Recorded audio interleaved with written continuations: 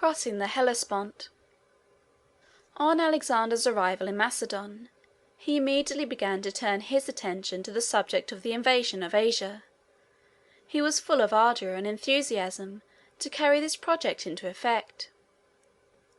Considering his extreme youth and the captivating character of the enterprise, it is strange that he should have exercised so much deliberation and caution as his conduct did really evince. He had now settled everything in the most thorough manner, both within his dominions and among the nations on his borders, and, as it seemed to him, the time had come when he was to commence active preparations for the great Asiatic campaign. He brought the subject before his ministers and councillors. They, in general, concurred with him in opinion. There were, however, two who were in doubt, or rather who were in fact opposed to the plan, though they expressed their non-concurrence in the form of doubts. These two persons were Antipater and Parmenio, the venerable officers who have been already mentioned as having served Philip so faithfully, and as transferring, on the death of the father, their attachment and allegiance at once to the son. Antipater and Parmenio represented to Alexander that if he were to go to Asia at that time, he would put to extreme hazard all the interests of Macedon. As he had no family, there was, of course, no direct heir to the crown, and in case of any misfortune happening, by which his life should be lost, Macedon would become at once the prey of contending factions, which would immediately arise, each presenting its own candidate for the vacant throne. The sagacity and foresight which these statesmen evinced in these suggestions were abundantly confirmed in the end. Alexander did die in Asia. His vast kingdom at once fell into pieces, and it was desolated with internal commotions and civil wars for a long period after his death. Parmenio and Antipater accordingly advised the king to postpone his expedition. They advised him to seek a wife among the princesses of Greece, and then to settle down quietly to the duties of domestic life, and to the government of his kingdom for a few years. Then, when everything should have become settled and consolidated in Greece, and his family was established in the hearts of his countrymen, he could leave Macedon more safely. Public affairs would go on more steadily while he lived, and, in case of his death, the crown would descend, with comparatively little danger of common commotion, to his heir. But Alexander was fully decided against any such policy as this. He resolved to embark in the great expedition at once. He concluded to make Antipater his vicegerent in Macedon during his absence, and to take Parmenio with him into Asia. It will be remembered that Antipater was the statesman and Parmenio the general. That is, Antipater had been employed more by Philip in civil, and Parmenio in military affairs, though in those days everybody who was in public life was more or less a soldier.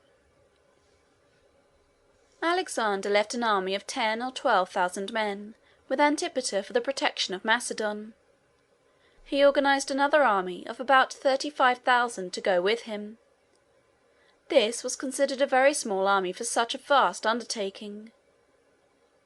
100 or 200 years before this time, Darius, a king of Persia, had invaded Greece with an army of 500,000 men, and yet he had been defeated and driven back. And now Alexander was undertaking to retaliate with a great deal less than 1/10 part of the force. Of Alexander's army of 35,000, 30,000 were foot soldiers, and about 5,000 were horse. More than half the whole army was from Macedon, the remainder was from the southern states of Greece.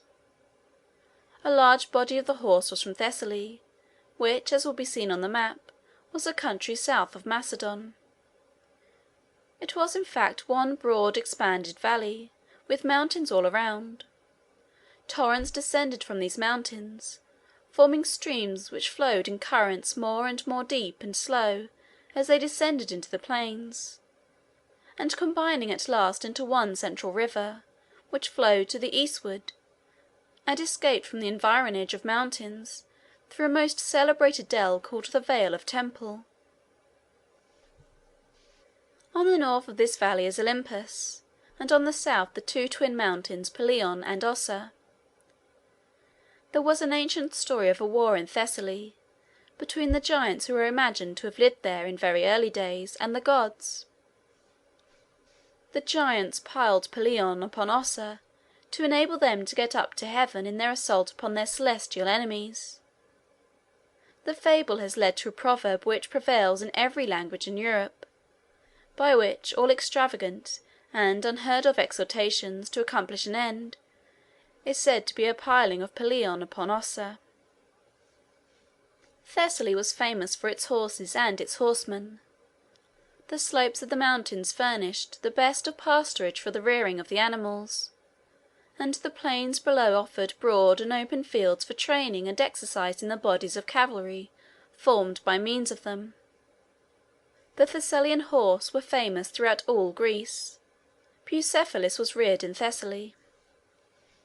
Alexander, as king of Macedon, possessed extensive estates and revenues, which were his own personal property, and were independent of the revenues of the state.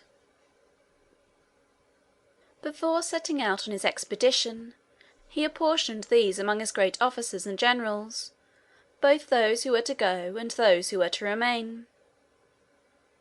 He evinced great generosity in this, but it was, after all, the spirit of ambition more than that of generosity which led him to do it.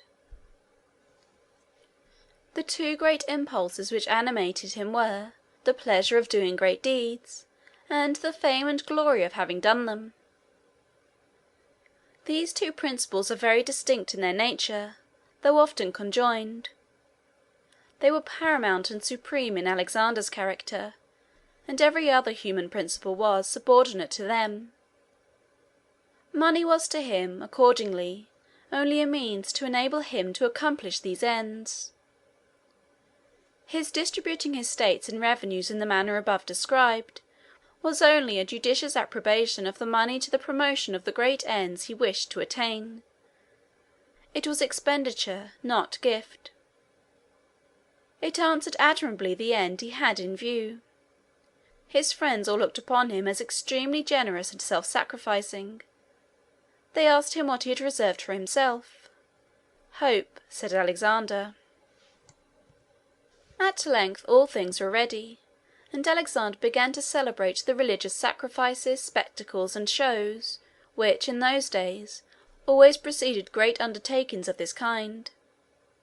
There was a great ceremony in honor of Jupiter and the 9 Muses, which had long been celebrated in Macedon as a sort of annual national festival. Alexander now caused great preparations for this festival. In the days of the Greeks, public worship and public amusement were combined in one and the same series of spectacles and ceremonies. All worship was a theatrical show, and almost all shows were forms of worship.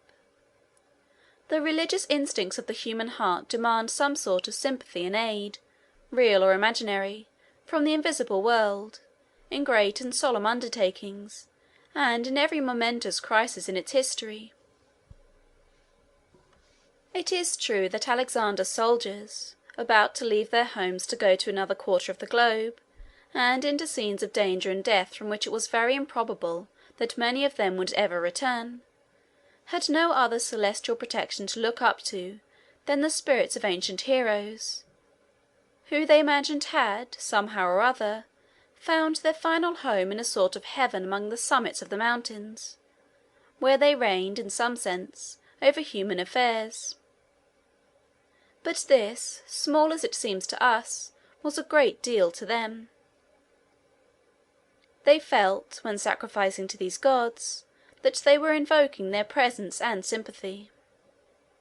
These deities having been engaged in the same enterprise as themselves, and animated with the same hopes and fears, the soldiers imagined that the semi-human divinities invoked by them would take an interest in their dangers, and rejoice in their success.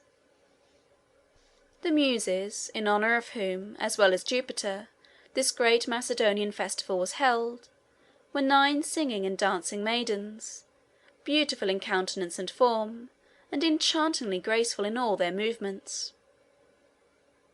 They came, the ancients imagined, from Thrace in the north, and went first to Jupiter upon Mount Olympus, who made them goddesses. Afterward they went southward, and spread over Greece, making their residence at last in a palace upon Mount Parnassus, which will be found upon the map just north of the Gulf of Corinth, and west of Boeotia. They were worshipped all over Greece and Italy as the goddesses of music and dancing. In later times particular sciences and arts were assigned to them respectively, as history, astronomy, tragedy, etc., though there was no distinction of this kind in early days. The festivities in honour of Jupiter and the Muses were continued in Macedon 9 days, a number corresponding with that of the dancing goddesses. Alexander made very magnificent preparations for the celebration on this occasion. He had a tent made, under which, it is said, 100 tables could be spread, and here he entertained, day after day, an enormous company of princes, potentates, and generals. He offered sacrifices to such of the gods as he supposed it would please the soldiers to imagine they had propriated. Connected with these sacrifices and feastings, there were athletic and military spectacles and shows, races and wrestling, and mock contests with blunted spears. All these things encouraged and quickened the ardour and animation of the soldiers. It aroused their ambition to distinguish themselves by their exploits, and gave them an increased and stimulated desire for honour and fame. Thus inspirited by new desires for human praise, and trusting in the sympathy and protection of powers which were all that they conceived of as divine, the army prepared to set forth from their native land, bidding it a long, and, as it proved to most of them, a final farewell. By following the course of Alexander's expedition upon the map at the commencement of Chapter 3, it will be seen that his route lay first among the northern coasts of the Aegean Sea. He was to pass from Europe into Asia by crossing the Hellespont, between Sestos and Abydos. He sent a fleet of 150 galleys, of 3 banks of oars each, over the Aegean Sea, to land at Sestos, and be ready to transport his army across the straits. The army, in the meantime, marched by land. They had to cross the rivers which flow into the Aegean Sea on the northern side. But as these rivers were in Macedon, and no opposition was encountered upon the banks of them, there was no serious difficulty in effecting the passage. When they reached Sestos, they found the fleet ready there, awaiting their arrival. It is very strikingly characteristic of the mingling of poetic sentiment and enthusiasm with calm and calculating business efficiency which shone conspicuously so often in Alexander's career, that when he arrived at Sestos, and found that the ships were there and the army safe, and that there was no enemy to oppose his landing on the Asiatic shore, he left Parmenio to conduct the transportation of the troops across the water, while he himself went away in a single galley on an excursion of sentiment and romantic adventure. A little south of the place where his army was to cross, there lay, on the Asiatic shore, an extended plain, on which were the ruins of Troy. Now Troy was a city which was the scene of Homer's poems, those poems which had excited so much interest in the mind of Alexander in his early years, and he determined, instead of crossing the Hellespont with the main body of his army, to proceed southward in a single galley, and land himself on the Asiatic shore, on the very spot which the romantic imagination of his youth had dwelt upon so often and so long. Troy was situated upon a plain. Homer describes an island off the coast, named Tenedos, and a mountain near called Mount Ida, There was also a river called the Scamander. The island, the mountain, and the river remain, preserving their original names to the present day, except that the river is now called the Mender. But although various vestiges of ancient ruins are found scattered about the plain, no spot can be identified as the site of the city. Some scholars have maintained that there probably never was such a city, that Homer invented the whole, there being nothing read in all that he describes except the river, the mountain, and the island. His story is, however, that there was a great and powerful city there, with a kingdom attached to it, and that this city was besieged by the Greeks for 10 years, at the end of which time it was taken and destroyed. The story of the origin of this war is substantially this. Priam was king of Troy. His wife, a short time before her son was born, dreamed that at his birth the child turned into a torch and set the palace on fire. She told this dream to the soothsayers and asked them what it meant. They said it must mean that her son would be the means of bringing some terrible calamities and disasters upon the family. Their mother was terrified, and, to avert these calamities, gave the child to a slave as soon as it was born, and ordered him to destroy it.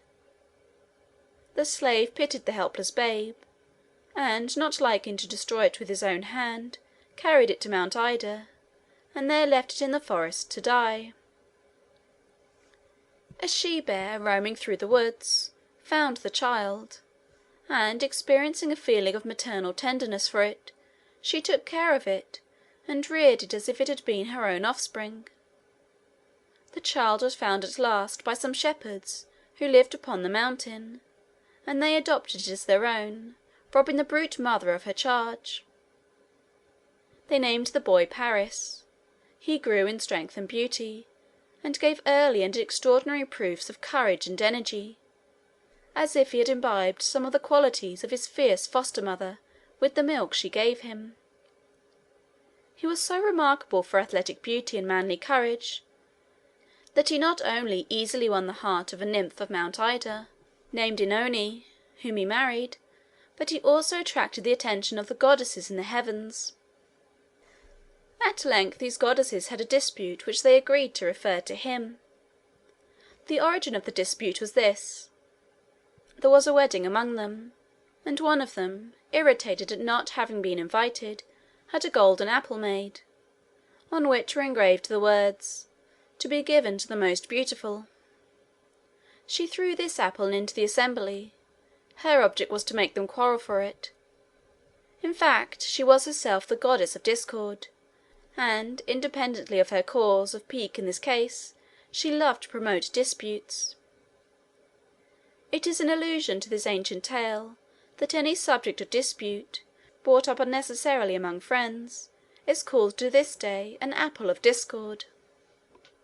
3 of the goddesses claimed the apple, each insisting that she was more beautiful than the others, and this was the dispute which they agreed to refer to Paris.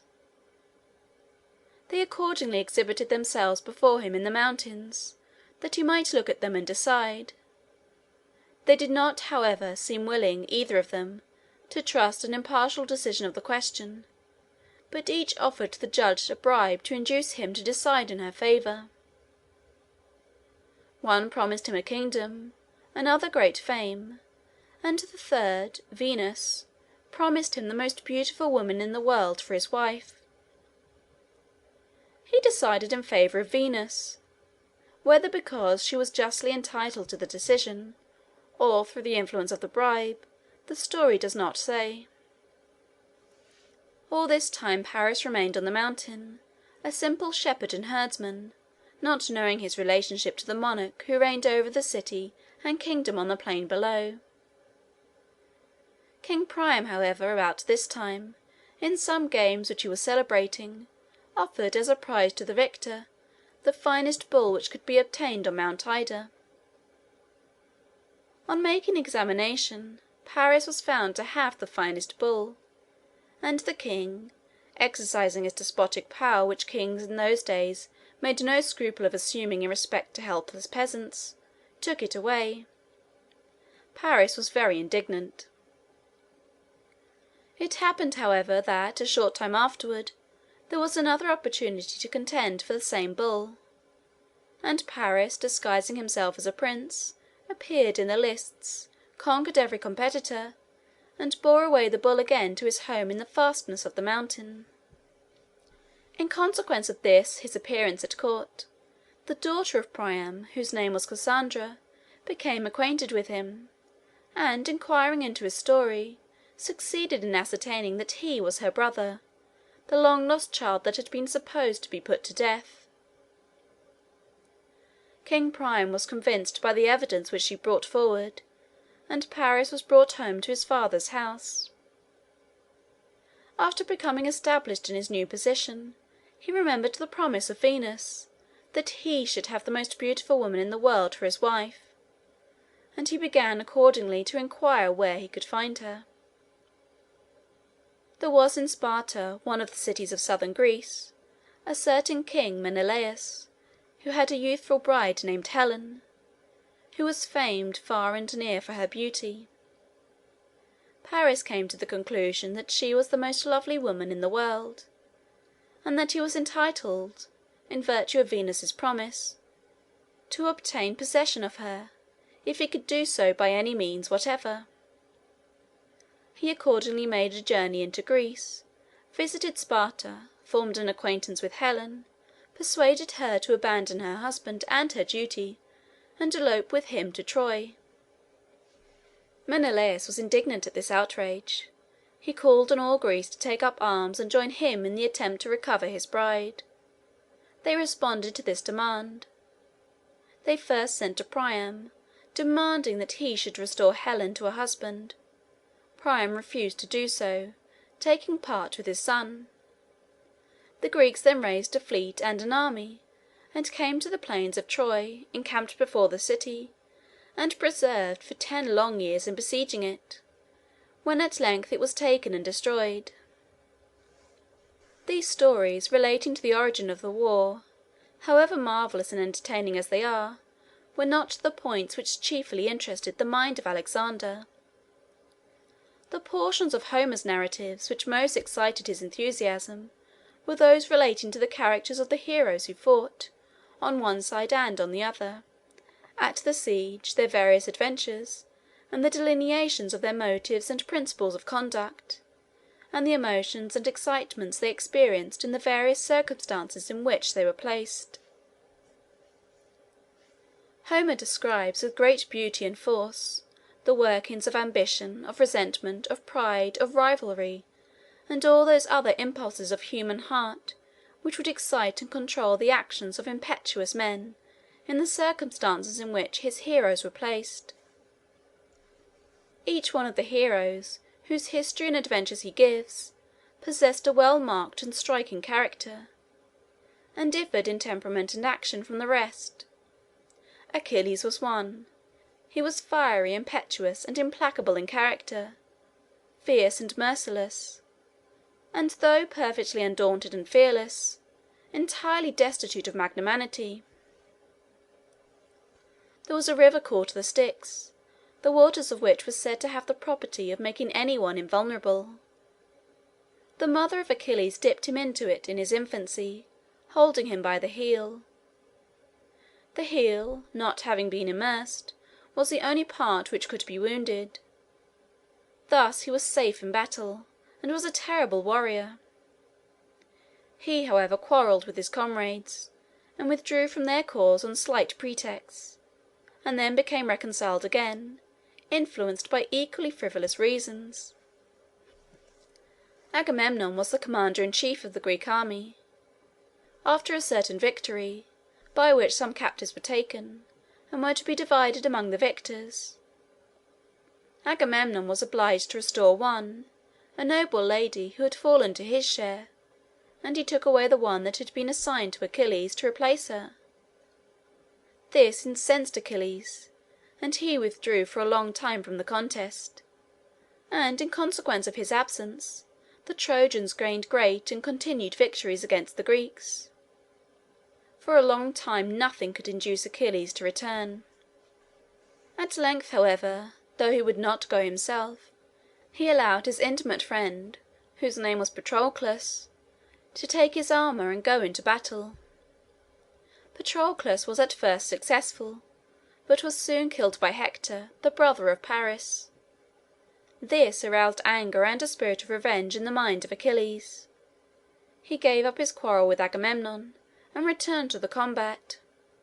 He did not remit his exhortations till he had slain Hector, and then he expressed his brutal exultation, and satisfied his revenge, by dragging the dead body at the wheels of his chariot around the walls of the city. He then sold the body to the distracted father for a ransom. It was such stories as these, which are related in the poems of Homer, with great beauty and power, that had chiefly interested the mind of Alexander. The subjects interested him, the accounts of the contentions, the rivalries, the exploits of these warriors, the delineations of their character and springs of action, and the narrations of the various incidents and events to which such a war gave rise, were all calculated to captivate the imagination of a young martial hero. Alexander accordingly resolved that his first landing in Asia should be at Troy. He left his army under the charge of Parmenio, to cross from Sestos to Abydos, while he himself set forth in a single galley to proceed to the southward. There was a port on the Trojan shore, where the Greeks had been accustomed to disembark, and he steered his course for it. He had a bull on board his galley, which he was going to offer as a sacrifice to Neptune, when half-way from shore to shore. Neptune was the god of the sea. It is true that the Hellespont is not the open ocean, but it is an arm of the sea, and thus belonged properly to the dominions which the ancients assigned to the divinity of the water. Neptune was conceived of by the ancients as a monarch dwelling on the seas or upon the coasts, and riding over the waves seated in a great shell, or sometimes in a chariot drawn by dolphins or sea-horses. In these excursions he was attended by a train of sea-gods and nymphs, who, half floating, half swimming, followed him over the billows. Instead of a sceptre, Neptune carried a trident. A trident was a sort of three-pronged harpoon, such as was used in those days by the fishermen of the Mediterranean. It was from this circumstance, probably, that it was chosen as the badge of authority for the god of the sea. Alexander took the helm, and steered the galley with his own hands towards the Asiatic shore. Just before he reached the land, he took his place upon the prow, and threw a javelin at the shore as he approached it, a symbol of the spirit of defiance and hostility with which he advanced to the frontiers of the Eastern world. He was also the first to land. After disembarking his company, he offered sacrifices to the gods, and then proceeded to visit the places which had been the scenes of the events which Homer had described. Homer had written 500 years before the time of Alexander, and there is some doubt whether the ruins and the remains of cities which our hero found there were really the scenes of the narratives which had interested him so deeply. He, however, at any rate, believed them to be so, and he was filled with enthusiasm and pride as he wandered among them. He seems to have been most interested in the character of Achilles, and he said that he envied him his happy lot in having such a friend as Patroclus to help him perform his exploits, and such a poet as Homer to celebrate them. After completing his visit upon the plain of Troy, Alexander moved toward the northeast with the few men who had accompanied him in his single galley. In the meantime Parmenio had crossed safely, with the main body of the army, from Sestos to Abydos. Alexander overtook them on their march, not far from the place of their landing. To the northward of this place, on the left line of march which Alexander was taking, was the city of Lampsacus. Now a large portion of Asia Minor, although for the most part under the dominion of Persia, had been in a great measure settled by Greeks, and in previous wars between the two nations, the various cities had been in possession, sometimes of one power and sometimes of the other. In these contests the city of Lampsacus had incurred the high displeasure of the Greeks by rebelling, as they said, on one occasion against them. Alexander determined to destroy it as he passed. The inhabitants were aware of this intention, and sent an ambassador to Alexander to implore his mercy. When the ambassador approached, Alexander, knowing his errand, uttered a declaration in which he bound himself by a solemn oath not to grant the request he was about to make. "I have come," said the ambassador, "to implore you to destroy Lampsacus." Alexander, pleased with the readiness of the ambassador in giving his language such a sudden turn, and perhaps influenced by his oath, spared the city. He was now fairly in Asia. The Persian forces were gathering to attack him, but so unexpected and sudden had been his invasion that they were not prepared to meet him at his arrival, and he advanced without opposition till he reached the banks of the little river Granicus.